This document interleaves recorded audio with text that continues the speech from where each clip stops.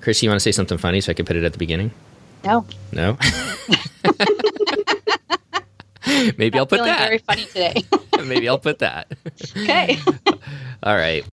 Well, hello and welcome once again to the DCL podcast, where we're inviting you to sit back, relax, and we'll be on our way shortly.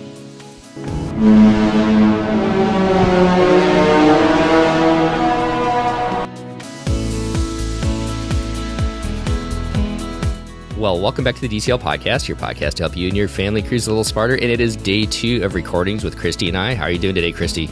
I am well. I am still cold, by the way. You're still cold. It is still, January in Michigan, so not definitely the warmest time of the year up there. No, definitely not. It's sunny at least, though. Sunny is nice. Well, what do you say we go down to Mexico then? I think it's a great idea. All right. And I love doing these shows too. I think I say that every show, but I just like doing the podcast. So to be completely honest, but I love doing So if he doesn't start with a show like that, then maybe you should question it. Yeah, you're in trouble. Where am I going with this? Anyways, I love doing these shows. The show, yeah. Blah, blah, blah. Yeah, blah, blah, blah. Introduce our guest. We're getting there. I love doing these shows where we talk about some different cruise lines because obviously, as we've said before, it doesn't always work out to sail with Disney for lots of different reasons. So I'd like to welcome to the show today Megan from Sacramento. How are you doing today, Megan? I'm great. Thanks for asking. Well, thank you for coming on. And I'm really excited about this because you got the opportunity to sail on a pretty much a brand new ship. Yes. And why don't you tell everybody the ship you went on and the cruise line you picked? We went on Carnival for the first experience, and it was the Panorama. Sorry. So did it smell new? Did that ship have like that new smell? You know, like a car? Airplanes smell new. I'll be completely honest. When we get our new airplane, sometimes it has like a new smell. It has that new smell to it. Did the ship smell that way? Everywhere but the casino. Yeah. Yeah, that's a good point there. Well, yes. And I talked over you. So just to restate the ship name, you were on the Panorama, which Correct. The Panorama. Yes, one of their newer class. It's their newer class and one of their newer ships. Yep. And it is sailing exclusively out of Long Beach right now, so an easy place for you to get down to. Why don't we start with your Disney and cruising background, and then why you guys decided to go with Carnival this time? Yeah, so being on the West Coast, I have grown up going to Disneyland, and then I got my husband involved in going to Disneyland, and then we started going to Disney World, and then we had our daughter, and I finally convinced my husband to go on a cruise with Disney because it was slightly less than what we were prepared for it to be. So then we just fell in love with cruising, and with Disney specifically. We've been on 5 Disney cruises, and we've also done 4 Royal Caribbean cruises and 1 Costa. We wanted to go on a cruise for my birthday, and we were looking something local, and Long Beach is about a 6-hour drive for us. And so it wasn't anything where we'd have to take a flight, which is nice. We were looking between Norwegian or Carnival, because that's what was going out of Long Beach. And we took the plunge and went with Carnival. I kind of think I would be doing the same thing. You know, the Norwegian boat, and not to pick on it, but sailing out of California, out of Long Beach, there's kind of an older ship. I know Carnival has another older ship as well, but the opportunity to sail on the Panorama, a brand new ship, I think that's kind of exciting. We've never sailed with Carnival, and Chrissy, I know you have. Can you guys talk a little bit about the kind of like how it works to book with Carnival? Are there some differences compared to booking with Disney? How was that process? Easier, right? Yeah, we went Less directly stressful. through Priceline. Oh. So it's less stressful. Everybody should know that. It's not like when Disney releases their bookings and it's instantly, you have to book right this second or else your prices are going to go up or your cabins are all going to be gone. And oh my gosh, when your booking window opens to book stuff, you have to do it right now. You don't have to do any of that, which is really nice. Yeah, and we booked this probably 2 to 3 months prior. And didn't feel like the price was outrageous or worried that, we could have got it for so much cheaper. Yeah, it was very easy. So you said you booked with Priceline. Was it cheaper than going with Carnival's website? Did you check that out at all? Or what was the advantages of going with Priceline, I guess? I do all of our kind of travel planning for the family, and I'm a little, I guess, OCD about it. And so I went through, once we found what we wanted to do, basically looked at every site that I could find that could offer us a price for the cruise, and then went with the one that was either the cheapest or would offer us the most extra added benefits. Did they add some extra benefits, or what benefits? Yeah, did they we add? got on board a significant amount of onboard credit. Okay. So then once you found your cruise, and this was a 7-day cruise on the Panorama out of Long Beach down to Mexico, what were some of the things that you were able to book ahead of time, or that you would want to book ahead of time? And Christy, feel free to jump in if you know some of the different things that are offered as well. We booked our excursions ahead of time. We looked at drink packages. We didn't purchase one, but we did look at that. Gosh, what else? We must have looked at like in-room decorations and stuff like that, since it was New Year's and my birthday. That's about all we looked at. They have a pretty decent water price purchase. So you can purchase bottles of water to be delivered to your cabin, and they're a pretty decent price versus pretty much any other cruise line. So because you are not allowed to bring your own bottled water on the ship, so they make it very affordable if you want to have bottled water in your room ahead of time. There's really not much else, though, besides, like she said, the shore excursions. If you want to purchase a beverage package for either yourselves or the kids, there's not a lot, though, otherwise to book ahead of time. I want to add in, there was a Dr. Seuss breakfast on board for one of the mornings, and that you could not book ahead of time. You had to book that the day that you got on board. We did that breakfast. I don't remember. Maybe we did that breakfast. I don't remember. Was there a charge for that? Yes, it was $5 a person, though. Oh, so yeah. really Okay. cheap. So, yes, we did do that breakfast, and now I remember. Right, the $5 is definitely a negligible charge. You don't have to do it if you don't want to, and you can literally have green eggs and ham. Did they really serve green eggs and ham? Yes. Yep. That's awesome. It was great.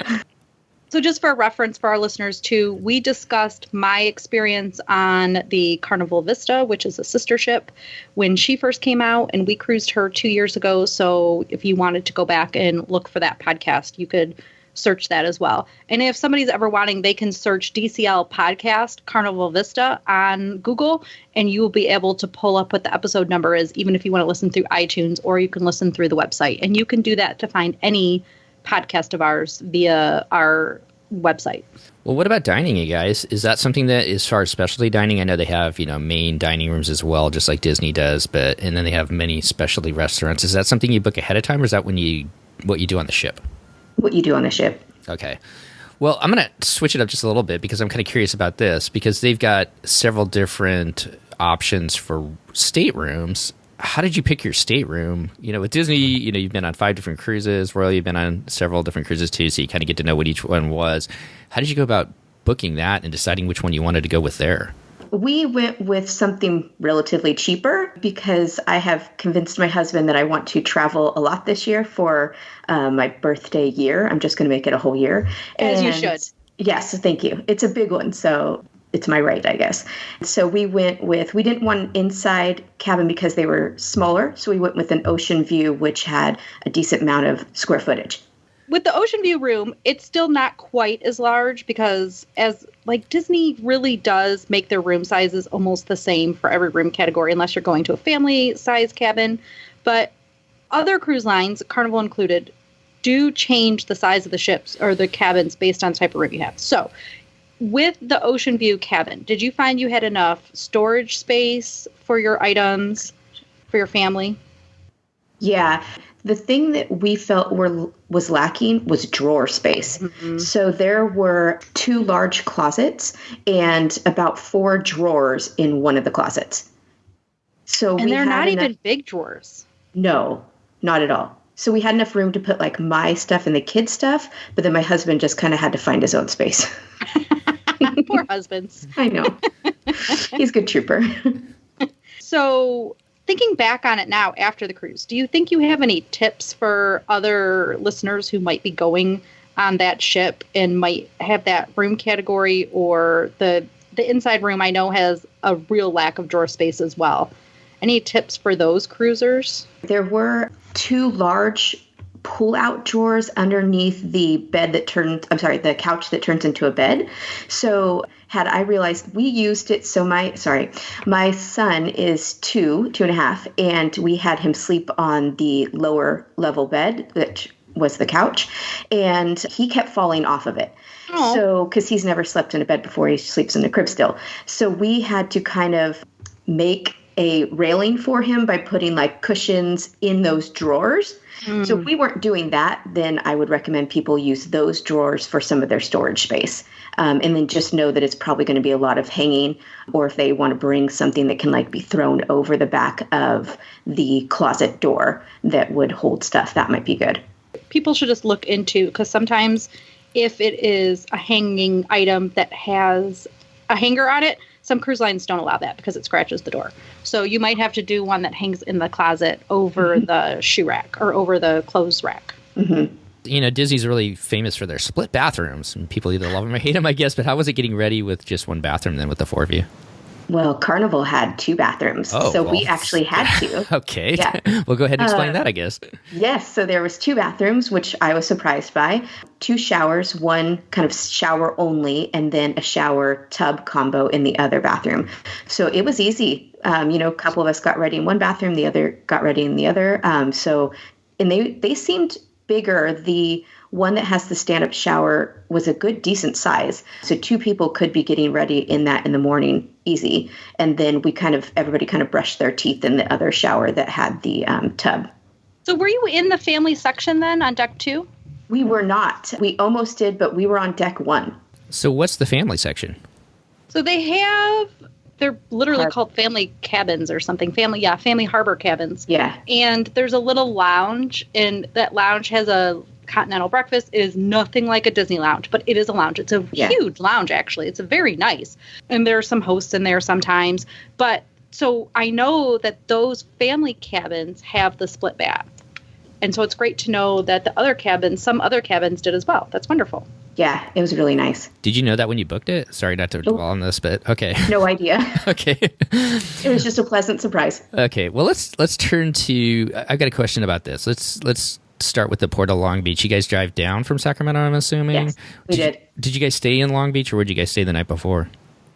We were bad cruisers, and we drove down the day of. Okay, well, that's we fine. left at like 6 a.m. and got there around 1 something. So I know that Carnival has spent a lot of money, and I'm not sure if it's just Carnival themselves, but I know that they've completely redone the Port of Long Beach. How was the port itself when you guys got down there? We found it easy. Our friends so we met a group of friends there. We took a cruise with a set of family friends that we have, and they got a little lost trying to find the parking structure, but we found it really easy, parked, and walked on down. And pretty easy getting on board. I know Royal's got that whole, we've talked about it before, where you put everything together in the app, you come up, and it's a super easy check-in. What has Carnival done? We had everything ready. The longest wait was putting our baggage with the porters.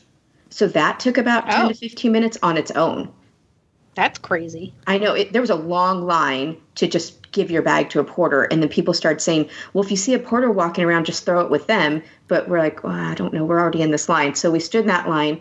Then we got done with that. We went to go check in. And since we were coming in right at our check-in times, which was between 1 and 1:30, they let us walk right in. We waited maybe 5 minutes to talk to somebody to, show our documents and stuff, and then walked right on the ship.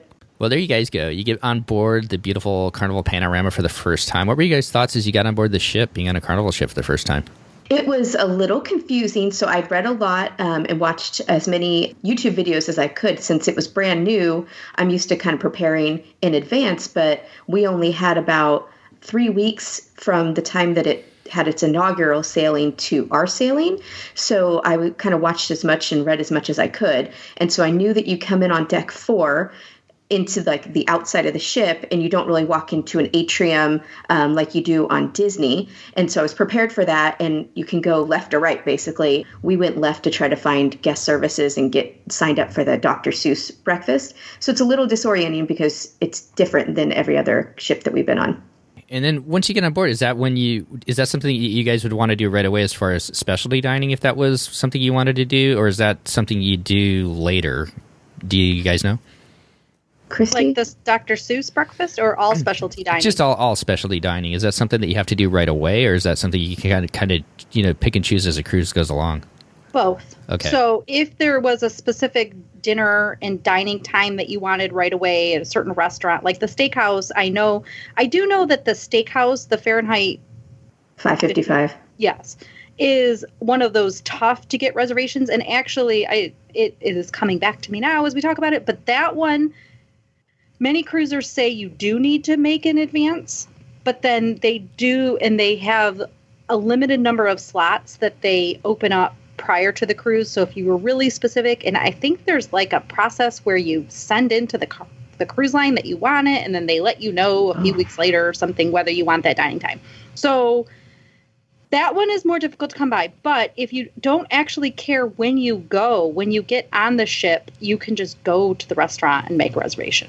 Their app was really helpful, and we didn't do specialty dining, but I saw, as we're kind of looking at menus and stuff, that you could just reserve a table on their app as well. Yeah, except the Dr. Seuss one, you could not do that. You had to find a person to sign you up, and it turns out it's not in guest services. It's not on deck 10 where they sent us, but it's actually on deck 5 at the Ocean Plaza. There are, that first day of the cruise, there are these, like Megan's saying, guest 10 or deck 10. There will be these random people, but Disney does it too, every cruise line, where they'll have like some spa person standing off to the side saying, sign up for the spa. They do that for specialty dining, drink packages, and other stuff that you can purchase floating around that first day. Yeah, that's where they sent us, and it turned out that wasn't correct. I figured it was just them still learning what they're doing. But you eventually get signed up. And yes, we did. Totally got signed up. So no problem getting in with the Dr. Seuss breakfast at all then?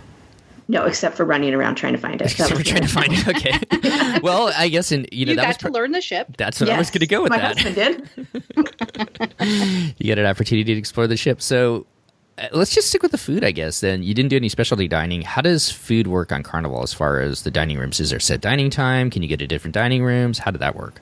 So we somehow got ourselves signed up for anytime dining. Not really sure how it happened, but it worked for us with between the two families that were together. We have 4 young kids. And so it was just easier for us to go whenever we felt like it instead of when we were told to go. So we were in one dining room the entire time, and we could just show up whenever we wanted. When I was on the Vista, people that did the anytime dining could go and make a reservation on like deck 5 to say what time they wanted to go to dinner that night, or they could just show up at the restaurant and then they were given a pager to say, okay, we can seat you at this time. Did you have any problems actually getting a table? We had no problems, and now they're doing it through the app. I'm sure that they still have those options, but for us, we just got on the app when we were like 10 minutes out and requested a table. When we got there, perfect. I think we waited 2 minutes. I listened to, and I got to give a plug for Doug Parker's Cruise Radio podcast. If anybody has not listened to that and you're really interested in Carnival, he has got so many Carnival trip reports on there. You can get a lot of information from there. And I know that he was kind of talking about that too, or there was a recent guest on there where they were saying, people who've cruised so many times, they still line up, and then I realize they can just get on the app, pick their time like you're doing, and then just show up when your time is there. So kind of interesting. How many dining rooms are there? I'm assuming there's a buffet as well, but how many different dining rooms are there to choose from? And I'm not talking about the specialty, but it's just the main ones that you can go to. I believe there's only 2. I could be wrong, but I believe there's the one for the people that are doing anytime dining and one for the people that have set dining. I believe that's right as well, except that they also have a bunch of no extra charge restaurants. So, yes, like the Guy's Burger Joint is by the pool. Yeah, it's so amazing. By the pool, there is an Asian restaurant that has did this ship have like a Italian restaurant? Yeah, that was an extra cost. Even for lunch, though? No. So for lunch, we had the Mongolian Wok and the Italian restaurant, which I think were on deck 11, and you could do free of charge lunch with them. Yes. And that's how it was when I was on the Vista as well. So you could go there, but for dinner, you had to pay a surcharge. And then they also have the Guy's Pig and Anchor, which I feel like you would love, Steve. They have a Mexican, I can't think of the name. Blue Iguana Cantina, I think. I think so, too, around the pool as well. So right on the other side of Guy's Burger Joint. So both of those are no charge all day long, plus the buffet. Yep. And then in the buffet at the back, they also have like a pizza counter that there's no charge for. And then they also have a seafood shack thing, and that is a la carte pricing that you pay for items you want. Yep. So lots of different choices. Did you try the Pig and Anchor? I love We did. So for lunch, it is free. Okay. And then for dinner, it has a charge. We did try it. It was okay. Okay. It wasn't as good as I hoped it was. Well, that's too bad. Barbecue's kind of hit or miss sometimes. So when you find a good one, you got to keep it. Christy, why don't you talk about the app? Carnival has an app that'll tell you what the daily activities are, much like Disney's does now. They have a texting feature, but they charge for that. So they charge for the internet, and you can get either a package. There was like the higher speed internet, or there was basic email and like the middle of the road. So you could do your email, you could do everything you wanted, but you weren't downloading videos. Then they have just a social media package. And then after that, and that social media package is really cheap. I think it's like $5 a day or something. And so you can do WhatsApp so that you can chat with somebody back at home. You can do Skype chat. You can do the Facebook and Twitter, things like that. Then you can pay $5 per phone and just purchase basically texting within the phone, but it's only $5. Is that still the price, Megan? Yes. Mm-hmm. Okay, so I'll say that again. So it's only $5 for the whole week or your entire cruise, which is that I don't mind with. I don't like nickel and diming, but I don't mind saying if you want to be able to text from this person to this person, it's $5. That's a negligible amount of money. Yeah, can I add something? So not related to the app, so I don't know if we want to do this here, but we had 2 families with young children, so clearly we were putting our children in the kids club, and the kids club gave out phones. So instead of paying for the chatting, we ended up just using the phones in order to call between the 2 families. Oh, that works. It was nice. So you get to keep the phones the whole cruise then? Yes. Okay. That's kind of cool. It was very cool. Anything else about the app? How was it? Well, I guess you didn't use the app for chatting, so I guess you can't really answer that. But anything else that you wanted to add about the app that was either good or bad? I thought it was great. Everything's on there just like Disney's. You could heart things or like things, and then they would notify you just like the Disney app. So I thought it was very user-friendly. It made complete sense to me.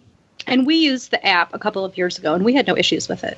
Well, let's turn to the kids' activities on board. You've got a daughter who's 8 and a son who is 2.5 now. Mm-hmm. How were the kids' clubs, and did you have to sign up for things ahead of time? Kind of talk about that, your experiences with that.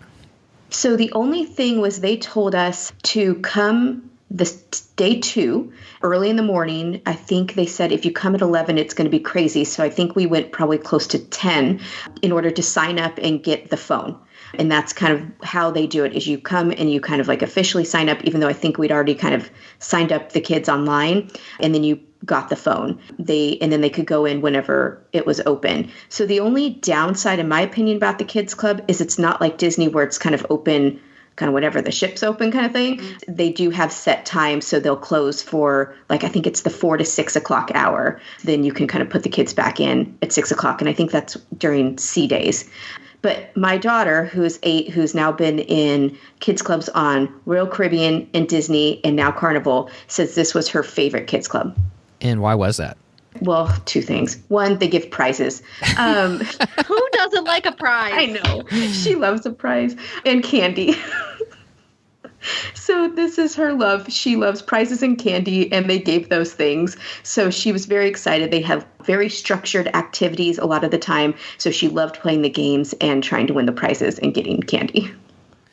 That's fine. And then how was your son's experience? I don't know about you guys, but Carnival is the only cruise line that I'm aware of that allows 2-year-olds to go into the kids club. So we didn't have to pay nursery for him. He could just go into the kids club, and they changed diapers. So it was fantastic. And he was great. He loved it. We tried to take him out one day to go take a nap, and they're like, he's doing fine. I think you should just leave him. We're like, all right. So he didn't take a nap that day. And I know they break their clubs up, and correct me if I'm wrong, Christy, but they break their clubs up a little bit more than Disney does it by age. So like, what kind of age group was he with being that young? They have 2 to 5-year-olds in one section, and then 6 to 8, I believe, in another section, and then 9 to 12 it could be. Yeah, that so right. He can take care of himself, our guy. So we weren't worried about him being in there with kids that were 5. I actually love that. I've talked about it before, but the different age groups, because I know, especially when my son was younger, he was really intimidated by everything that was happening on the Disney's Kids Club, and really liked when he was in a kids club that just had less going on. And yeah, the other thing that we liked was each club is kind of connected still. So on the Royal Caribbean, we went in the summer, like the kids had different rooms. So our daughter was in a room for just, I don't know, it must have been like 6 to 8 year olds. But in this one, the 2 to 5 year old area was just an area in the larger grouping of kids. So my daughter could still see my son and kind of interact with them over a wall, which I liked and she liked, and I think he liked as well. So that I thought that was neat, instead of having them all separated into different rooms. And then instead of having, like Disney, having them all just massively in a room. My issue with that is that our daughter would just go find a screen and sit in front of a screen for, however many hours we left her in Kids Club with Disney, versus in Carnival and Royal, she's able to play games and interact with other kids. Let's talk one more thing about the Kids Club, at least this class of ships. So did they have the book checkout area, the little Dr. Seuss reading room? Yes. Yeah, so this is awesome. So it's on the Vista class ship. It is not on, I don't believe it's on any of the older ships, but they have this huge room. Well, there's two things that are really exciting. They have like an outdoor little play area. Yes. So if you want to play with your kid, actually do something and not have it be crazy. It's a really small area, but you can, so your 2.5-year-old or even younger child can play in there and you can be playing as well. Did you guys use that at all? Yes. So we, on day one, we, explored, and we opened a door, and it was this little playground connected to the Kids Club. And so we ended up asking, they said, anytime that the Kids Club isn't using this play area, this outdoor play area, you guys are welcome to do it. So we, I think, went up there almost every single day and let the kids go on the slides and use the kind of rocking horses and stuff that were up there. And they loved it. Around the other corner, though, Christy, there was another door that you could open that connected to the big kids Club, and they had like electronic games like these. I never figured out what they're called, but like you slap the light and you move it, and I don't know what it was, but the kids loved doing that. Yes, we played in that as well, and that was great. I know my husband really enjoyed playing in there with my son. And then what we sort of talked about briefly is that they have this book loaning area. They have a whole reading room. It's adorable. They have tons of great Dr. Seuss books, and you can check them out and bring them to your cabin, read them over a couple of nights, and just return them prior to the end of the cruise or anytime you want, which is just really, and you can check out other books. That is an awesome feature. Yeah, and they also had, in that Dr. Seuss reading room, they had soft toys or like building blocks that you could build to like help to let the kids play. So it was kind of a toddler size room is what I would describe it as. The two guys that we were with like set up like a little bridge for the kids to walk over, or would like hide them under it and like make a fort. So there was a lot of fun stuff that you could do in the Dr. Seuss reading room. And as we found out, when you check out books, you take them to the Kids Club kind of like check-in desk. You don't just walk out with them. Right. There's a buzzer that goes off and tells you to return the book. Well, so don't be like us. At least they made it clear. Yes. I feel like you guys are in Willy Wonka's chocolate factory. Behind this door, what's behind that? Yes. What's behind this door over here? It was like that. All these amazing things. So you guys go down to the Kids Club to get your son out, and they said, no, he's having fun. Yeah. Just go. What did you guys do? What were some of the things that you and your husband did and your friends did on board? What were some of the fun things you guys got to do? So they have something called the Sky Ride.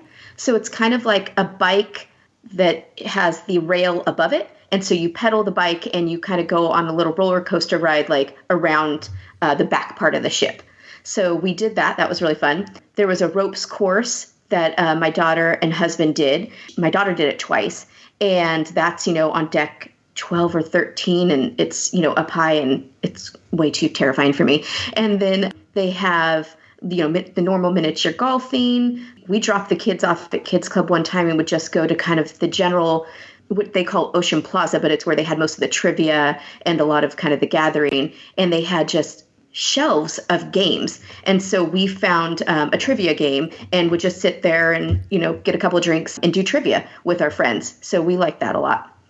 What was the weather like during your cruise?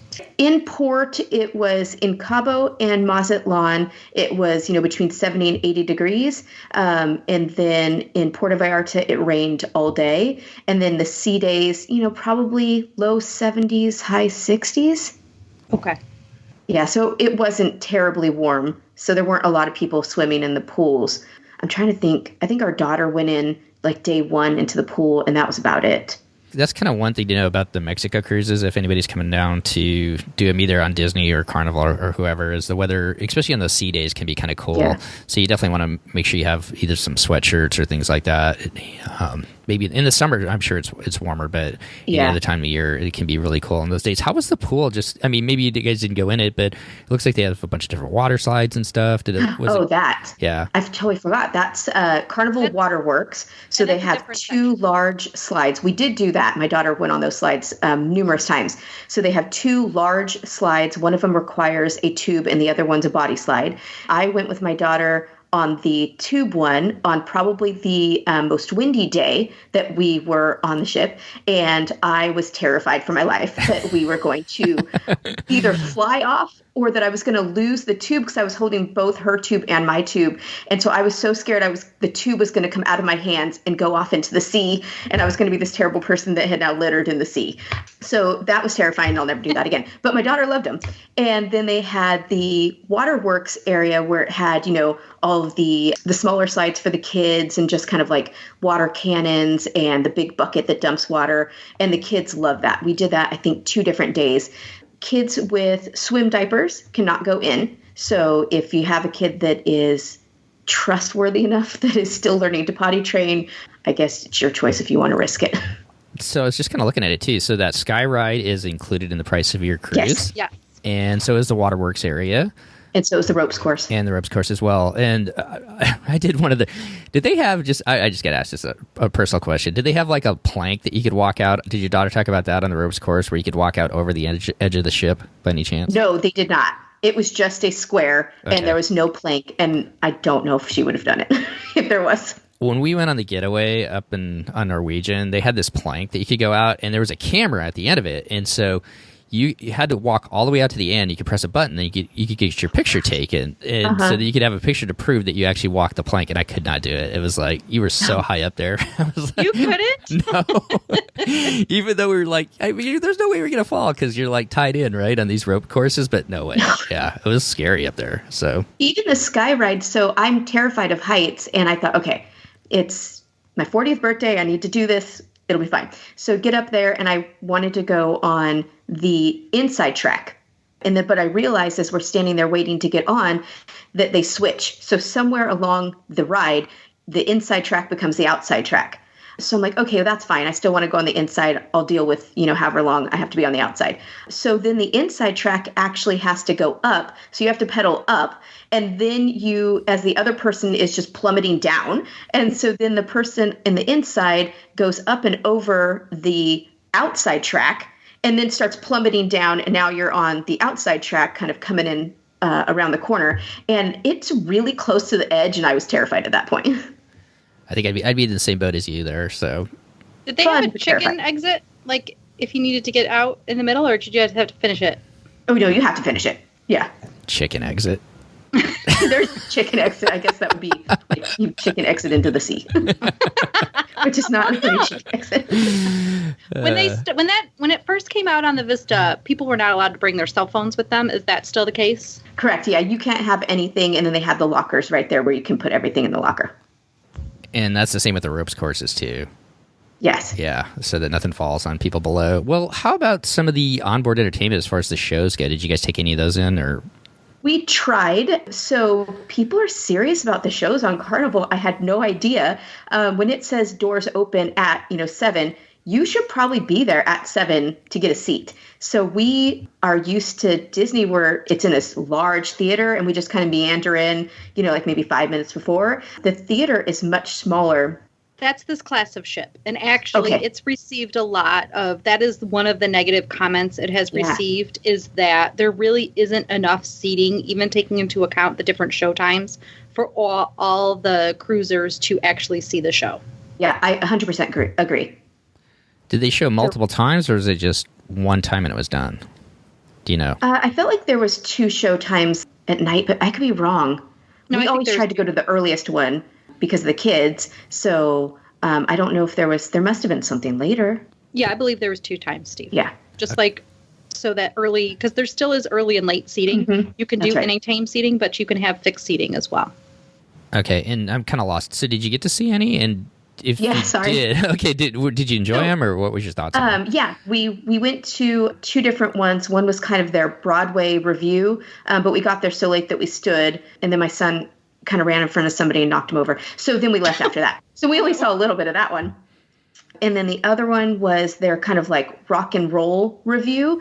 And we'd heard that they used drones. So we really wanted to see that one. And that one was cool. We had some seats on the side, so it was a little obstructed, but we really liked it. I was actually impressed by those two that we saw. And the kids enjoyed it as well? You said your kids went as well? They didn't care. Okay. That's okay. I would love to say yes, they thought it was amazing, but no, they didn't care. The second one, we just stuck them in Kids Club. But they did have a show. They had a couple neat shows for kids. They had a Hasbro Game Night show where they basically did live versions of game shows. So they did like a Connect Four where people had to throw basketballs into large Connect Four grids to try to like beat. There's two different teams. I'm not explaining this very well. There was two different teams and two different Connect Four grids that you threw balls into in order to try to get Connect Four. And then they had a Simon game. So it's two teams that got picked out of the audience that are competing. And in order to win, I was gathering. So at the end, they got points. And then the winner that had the most points ended up winning like a bunch of Hasbro games. They also did a Simon game where everybody had a big box on them. And then the front lit up. And then you would see a pattern of lights that popped up on a big screen behind everybody. And the leader had to put his people in the right order. And then, how fun. Yeah, it was really neat. It was just like, it was Hasbro games come alive, basically. So that was really fun. The kids loved watching that one. And there was another day where they did like a Dr. Seuss storytelling. So the kids loved that. And then there was a lip sync battle situation that was going on throughout the entire week.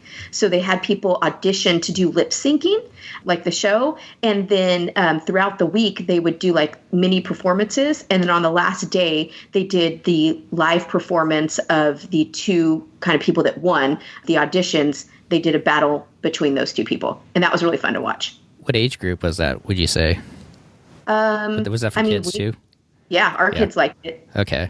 We have a 2-year-old and a 3-year-old in the group, and they, were as entertained as they could be. But my 8-year-old loved it. One of the things that I really enjoy about Norwegian when we've been on there is that they have music all throughout the ship, especially in the evenings, as you're kind of walking along to the different restaurants and stuff like that. Does Carnival have that as well, where they just have performers out and about kind of playing music? Does that make sense what I'm asking? Yeah, they did. We didn't, with the little ones, we didn't like stop to listen to much.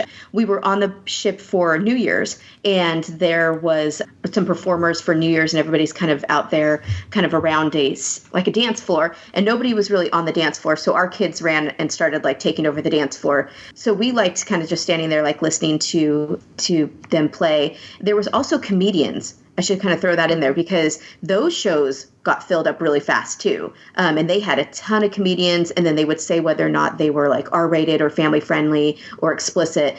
So we really wanted to see the comedians, but we just never got around to it. And there were a lot of shows, but when we walked by one time, it was packed. Since we're still talking about the ship, before we move on to the ports, let's take a minute and actually talk about the food. So we talked about all the different restaurants on the cruise, but we never really actually talked about your opinions of dining. What did you guys think? What of the specialty restaurants besides the Pig and Anchor did you guys go to and enjoy? So we did the buffet most of the time because of the kids. We did our main dining room for the anytime dining. We did Guy's Burger Joint, and we did the Blue Iguana Cantina, and then the Pig and Anchor, like we said. I think that's all we did. Oh, and of course the pizza. Sorry, gotta mention the pizza. So we love the food. We were shocked. That was one of the areas that we were worried about, but we had just had 2 experiences in the last year, one on Royal and one on Disney, where we were just kind of like, it was okay. So we kind of felt like, okay, well, it could just be on par with everything else that we've had. So we were shocked at how good it was. In the morning for breakfast, we would always go to the Blue Iguana Cantina and get breakfast burritos. They were awesome. And then the lunch, we would get either Guy's Burger Joint or go back to the buffet. The kids wanted pizza. They also have a deli within the buffet that's open from like 11 to 11 that has your hot dogs, grilled cheese, and different sandwiches and chicken sandwiches and French fries and stuff like that. So that was always available. The thing that was surprising to us is they didn't have a section in the buffet that was kids only. So there's 2 different rooms of the buffet, and for most part, the 2 different rooms have the same food, but there was no kind of section within either room that was a kids-only area. So I thought that was strange, but our kids luckily made it work with the pizza or grilled cheese or whatever was being offered at the buffet. But the food was great, and there was a ton of different options. We actually thought the food in all of the places that I just mentioned was better than the main dining food. So then at dinner, you didn't prefer the food in the main dining room? No, we didn't. We only went twice. And what we found that was a lot of the time in the buffet, they were serving food that was either identical to what was being served in the main dining or like a version of. So we didn't really feel like we were missing out. Plus, we could go and eat with the kids quickly and be done and not have to sit there and wait. Well, that's a good tip. Did they have warm chocolate melting cake in the buffet? Oh, I got the warm chocolate melting cake during the one night that I was in the dining room because I knew that I had to, and it was phenomenal. But I cannot remember if it was in the buffet. Now, what they did have was every night they had, I want to say, 5 to 6 different cakes or desserts. So I didn't miss out on the chocolate melting cake in the buffet because there's so many other things to try. Warm chocolate melting cake is amazing, Steve. It's like undercooked brownie, basically. It's a little bit, well, I guess, just not cooked in the middle, right? And then they give you a scoop of ice cream, vanilla ice cream, and it's warm, and it's so amazing. I ate that for 8 nights on my cruise on Carnival. Yeah. And they make it gluten-free, too, right? It's naturally gluten-free. It's naturally gluten-free, okay. So everybody, most people don't know that. A lot of people don't know when they're eating naturally gluten-free food, but that cake is naturally gluten-free, and everybody is eating it. Now, when they serve it to me, they would still say, this is gluten-free, because people with allergies need to make sure that they are eating safe food. That would be the difference for me of where to eat dinner because I need warm chocolate melting cake. It's so good. Yeah. And it's really small. So it's not like it is, it's not huge. It's not the chocolate souffle at Palo. So it's easy to eat it every single night. Yeah. And even with how small it was, I only ate a little bit because it was very rich. Mm-hmm. So good though. When Wake listens to this episode, I know that we will be booking a Carnival cruise here soon because that would be right up that would be right up our alleyway. You know, the one thing we didn't really talk about, the Panorama is basically the same size as the Fantasy and the Dream. Is that correct? I'm putting you guys on the spot. Yeah, I think so. I should know that, right? All right, we'll put that. I'll double check and I'll get that at the beginning. But I do believe that the Panorama is kind of roughly the size of a Dream class ship for Disney, just for people's kind of perspectives. It felt smaller than it was. So I don't know if that's good or bad or neither here nor there, but it felt very easy to get around. It felt very easy to walk from stem to stern. Like it was very easy to get around. Well, this cruise goes down to Mexico. Really cool kind of overview of all the highlights of the Western ports here. The first day you guys leave Los Angeles, you have not just a day at sea at Disney, you have a fun day at sea with Carnival, which I think is kind of cool. Of course. Did you see Shaquille O'Neal on board by any chance? No. No, he wasn't there. Okay.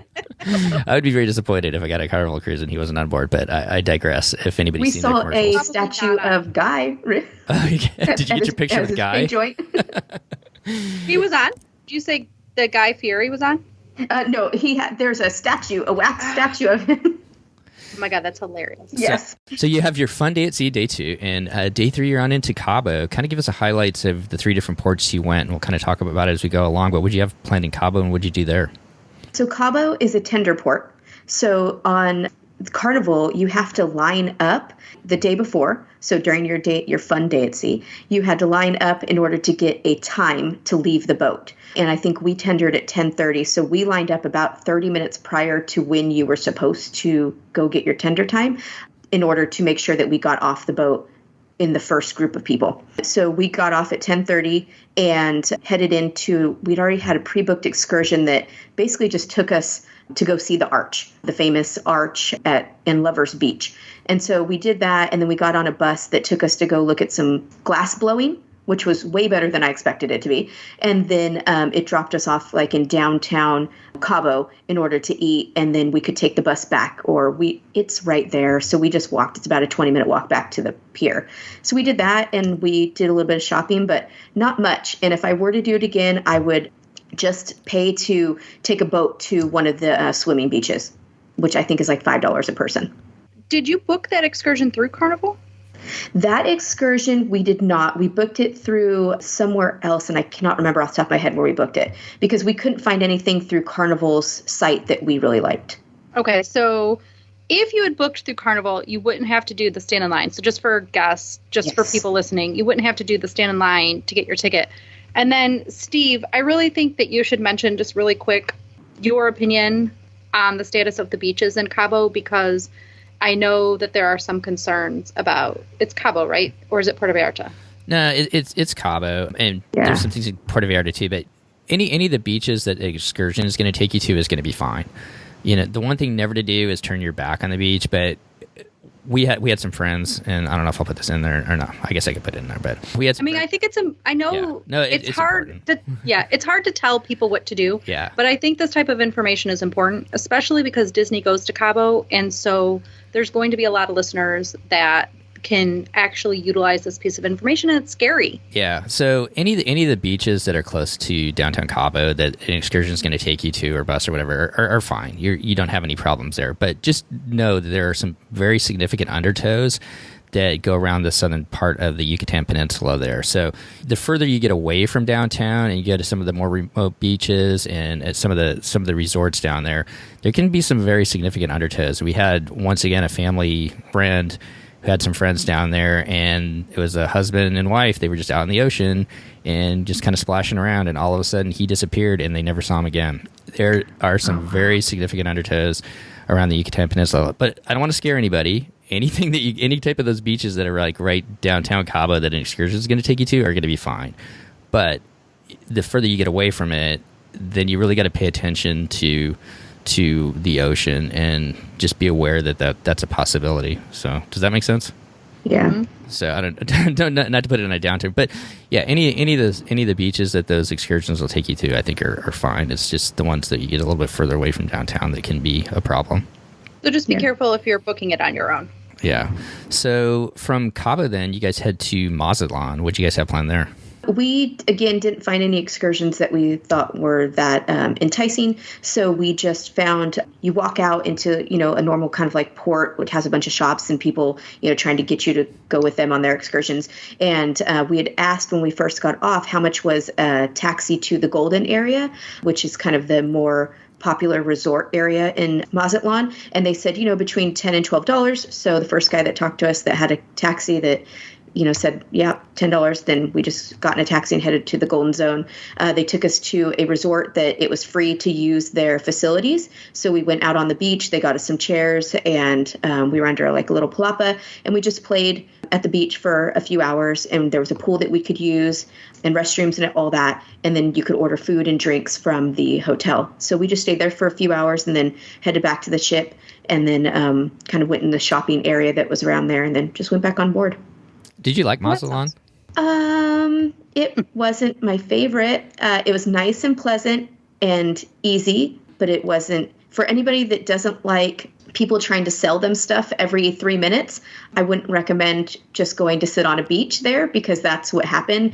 I kind of joked with everybody that came to talk to me and made friends and stuff. So it wasn't that big of a deal for me, but because my husband and the kids were mostly like playing in the ocean. But yeah, it's not my favorite. I didn't mean to put you on the spot. It's an interesting. No, it's okay. I feel bad. It's an interesting crowd when we fly down there, because it's all either people from Mexico or a very older crowd that goes when we fly to Mazatlan. It's all people that I think Mazatlan had its heyday in the 70s. Yeah, and it's all those people still continuing to go back. Where Cabo is a much younger crowd, and so does Puerto Vallarta. So just curious. And the beach. It felt like we were at a locals beach, which was pretty cool, because it was New Year's Eve day. So, a bunch of locals were out there like having fun and like playing with the kids and stuff. So it felt like, we were just kind of hanging out, which was nice. But I've been to lots of beaches, and this just wasn't the nicest one. Well, from Mazatlan, you're on to Puerto Vallarta. What did you guys have planned there? What'd you do? this was a sad day. Oh, no. It was not good. It rained. That's right. What's that? Sorry. It rained, right? Yeah, it rained all day. I'm sorry. So this was the day we were looking forward to the most because we had an excursion to Las Calitas. And it's just supposed to be kind of like its own, it's not an island, but it's kind of like its own private island that has, food and zip lining for the kids and water slides and different beaches that you can go to and animals, like so much fun stuff.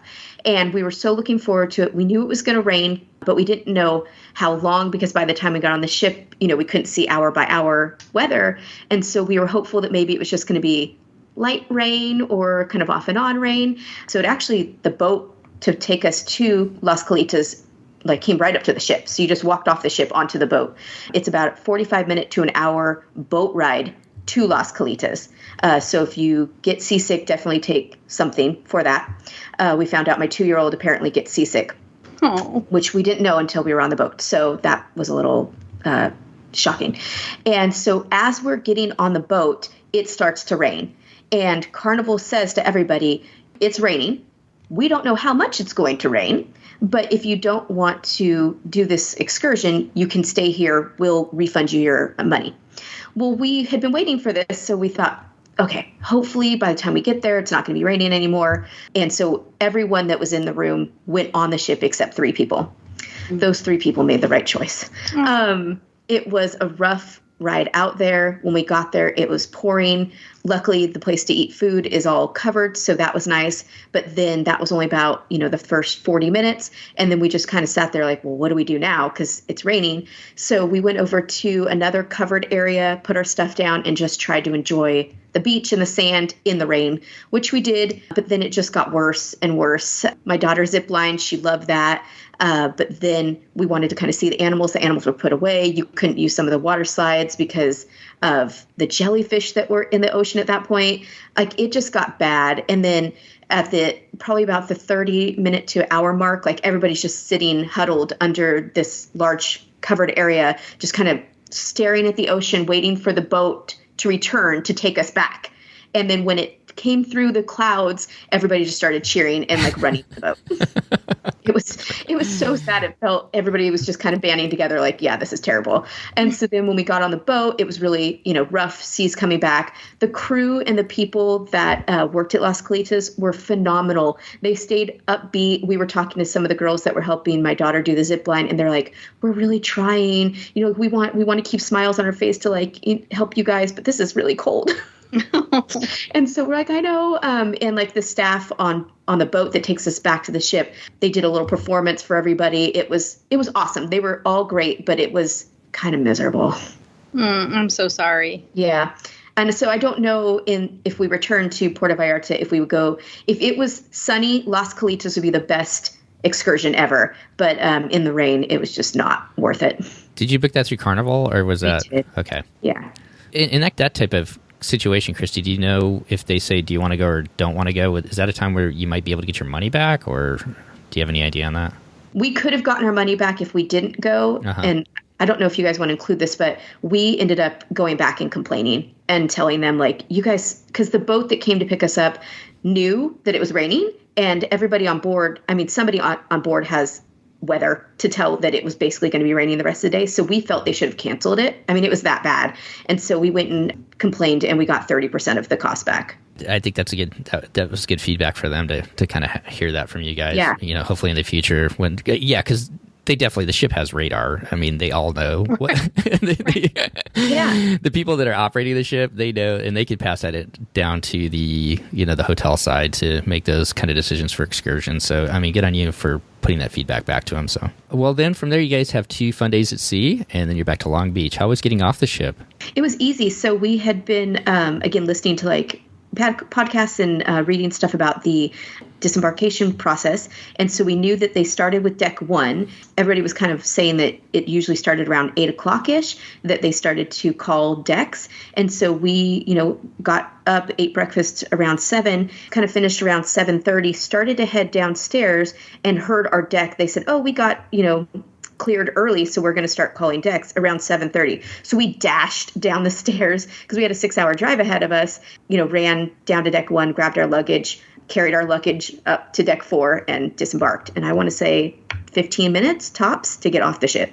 Nice. Yeah, we carried our luggage. We didn't put it out the night before. That's totally what we do these days now too. So much easier. It is just so much easier.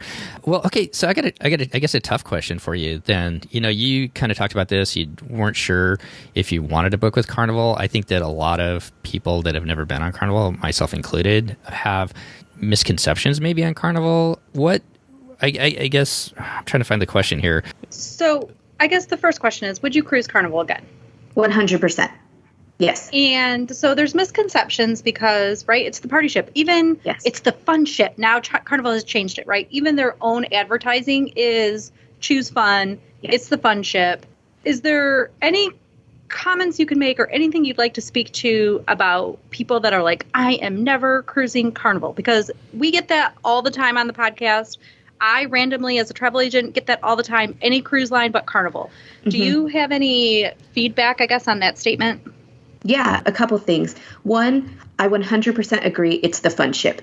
The whole atmosphere is about fun. There's nothing stuffy about it. The people on board just want to have fun, not be rude partiers. We didn't have any of that. Day one, we saw some kid throw a golf ball over the edge of the ship, like into the ocean. We thought, oh, great, this is what we're headed for. And then that was like the only negative experience that we had. All the people on board were super nice. It was just so fun. That's the word that I would use to encapsulate it. The other thing is it's an interesting mix of very family friendly, but not kid focused. So, and I know that sounds bad, but really adults can be on board and not have to worry about children and have their own stuff that's going on, but kids can be on board and have fun too. So it was just an interesting dynamic of this ship that takes care of the adults, but also takes care of the children and doesn't have to kind of like make the adults do children things. Does that make sense? Mm-hmm. So I mean, there's no reason not to go on a Carnival ship. The food, to me, was some of the best food we've ever had on a cruise. The dining options were plentiful and good. We didn't have to stand around and look for a table at the buffet and kind of like wait till somebody left in order to sit down. We never had trouble finding a seat. We never had trouble standing in a line. Like sometimes there was lines for the ropes course or the sky ride, but then you just come back at a different time or just, wait line. It felt so easy. The only downside that I saw was in the rooms, the linens were, a lower quality than Disney's. And the stateroom attendant only came once a day, and ours seemed to only want to be there for a short period of time. So that's, the only two negatives that I really had in the entire experience. So I think you can actually, Carnival's is switching to this once a day stateroom cleaning, but you can actually request still turn down service. Oh. But I feel like they don't make that known, but they haven't gotten rid of it. So it's really weird. Yeah, it was not known, and we could see the difference in our stateroom attendant and our friend's stateroom attendant pretty drastically. Wow. Yeah. But even having that, it was still an amazing experience, and we would totally do it again. And my feedback on Carnival would be, how I describe the cabins? It is plastic. It's so bad. It's like you said, the linens might not be quite as nice. And there's just a lot of plastic, but that makes it really easy to clean up to clean it between each cruising. But the plush couch that you're going to sort of sink into is not there. No. You're going to sink in, but probably not in the way that you want to. And the storage is probably just more simple. It's simple. Yeah. It is a budget cruise line. Yes. But it isn't totally cheap, right? Like it is plastic. Right. Let's be clear about that. Everything's plastic, but it's not and the shampoo and conditioner is attached to the wall. I hate that actually. Not even in bottles, but attached to the wall. Yes. And it's a combo. Yes.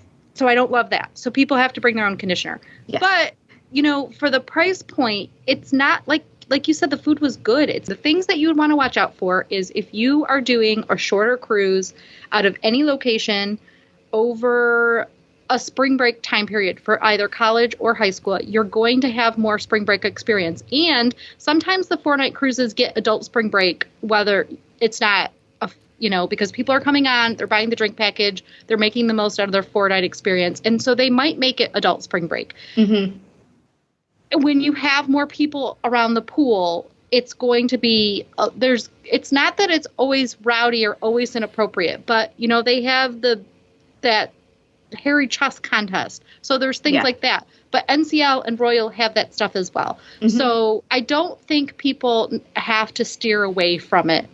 It just, you have to look at it at what it is. You're paying 4 times the price. You can't expect it to be the same as Disney at 4 times the price. Correct. But it's not an unquality experience. It's not a bad experience. It's just less money. Yeah.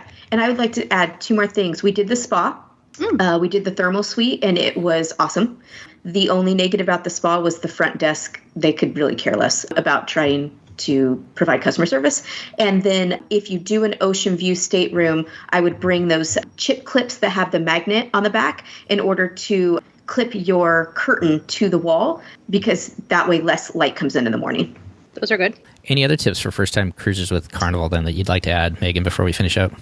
Kind of what Christy said. I would do it. Even if you've been on only Disney, it's cheaper, so that is nice. You can cruise more often, and maybe throw in a couple extra, things that you wouldn't normally throw in with Disney. But just be prepared to have fun. It's really just a laid-back, easy, fun ship. So what's next for you guys then? We are going to Hawaii. We're going to Aulani in a couple weeks, so that'll be fun. And then we have a transatlantic Disney cruise coming up in October. Oh, awesome. Yeah. Is the family going on that? Are the kids going on the transatlantic? Yes, they are. My daughter gets a break in October from school, so we're going to go during her break. That's great. We definitely would love to have you back on to hear about that, because we are always interested, at least I am, in getting their perspective of how the time changes work with children. Yeah. So we'd love to have you back on after that cruise. Definitely. Sure. Are you spending some time in Europe ahead of time before you come back? It goes out of Dover, so we'll probably get there one day ahead. We've been in and out of London a few times on cruises, and so there's not much that we want to do. And I think we're going to have to take her out of school for like 2 days prior to the cruise starting, so we won't have enough time to do anything. Well, awesome, Megan. We really appreciate you coming on today and sharing your experiences on the beautiful Carnival Panorama. It makes me want to pop down there to Long Beach. And like you said, there's always different reasons why you go on different cruises, and being able to add an additional vacation to your year because of a price point, or being able to go to a different location with a different cruise line, I think that just opens up the possibilities for everybody that listens to our podcast. So I really appreciate you coming on and sharing your experiences today. Well, thanks for having me. It was really fun. And enjoy your time over at Aulani, and we'll look forward to talking to you when you get back off your transatlantic cruise, if not sooner. Great. Thank you. Well, that's going to wrap up our show today. Once again, I really want to thank Megan for coming on and sharing her and her family's experiences as they sailed on the Carnival Panorama at a Long Beach harbor just south of the Los Angeles area. And the Carnival Panorama is going to be based long-term out of Long Beach, supposedly. She is, right now, I just looked on the map as of April 23rd. She's halfway between here and Hawaii, so we don't know when the ships are going to start sailing again or where she's headed right now, but look for her to come back to Long Beach and continue sailing out of Long Beach once the ship starts sailing again. Of course, you can always find all the information on Carnival over at their website, carnival.com. So, hope you enjoyed this look at the different cruise lines and different experiences that are available for you. Our next episode, we are going to turn our focus to Labadee, and Perfect Day at Coco Cay was one of our longtime Disney Cruise Line cruisers is going to come back on, and we'll talk about that. Once again, it's an episode that we recorded quite a while ago, but I'm happy to finally be getting these out to you so that you can kind of enjoy it during our quarantine experience. And speaking of quarantine experience, we have had the opportunity to partner with a bunch of different podcasts, and I hope that by now maybe you listened to our quick little episode talking about our Quarantine Key 5K, kind of a play on words. I know a lot of people are it's kind of messing them up with the fact that we're spelling quarantine with a C, but we're trying to kind of think of that as a place, your own little island that you have been maybe locked into the last couple of days. Some are bigger than others, but we hope that you'll join us along with the listeners of Podcast Stardust, and then Mouse Gen over on YouTube, also Disney Deciphered and Rope Drop Radio, and of course Brian and Sam at the DCL Duo, who just started their podcast recently. Just a great podcast. We'd love it if you go and give each one of these podcasts and MouseGen over at YouTube a listen. Some great content creators that are just making some fun episodes out there for while we're kind of in this lockdown situation, but also when we're not in lockdowns. They're just a great group of Disney creators, and we really appreciate the opportunity to partner with them and bring you the Quarantine Key 5K. So go ahead and take a listen to that episode, and we will continue to have more information. It's going to be a virtual 5K running or walk or whatever you want to do, however you want to get out and move over Memorial Day weekend, with the opportunity to share your pictures via Instagram, Twitter, or over on Facebook. And there's more information on that podcast and also in the show notes. And we will cover it again as it gets closer as far as what to do, so that we just kind of get the experience to see everybody's pictures out there having a little bit of fun and just kind of enjoying the weekend together and doing something kind of Disney centric to chase away those quarantine blues. And if you do that and post your picture on those, either one of those different social media outlets, at least for our show, you'll be eligible for 2 drawings for a poster of either Onward or a print from Concierge. And we'll get a picture of those up ahead of time to see what you can potentially win if you get out there. But really the main focus is not winning something. It's really kind of doing something together that Memorial Day weekend and just getting out and enjoying the fresh air. So between now and when the ships start sailing again, all of us here at the DCL podcast, Steve, myself, Christy, and Chris, just want to wish you to be well, take care of yourselves and your family out there, and we'll see you next time on the DCL podcast. The DCL podcast is not affiliated with the Disney Cruise Line, Walt Disney Company, Adventures by Disney, or Run Disney. All of the opinions expressed on our shows are those of the hosts and the guests who appear on the show. If you have any questions about any of these products, please contact the Walt Disney Company.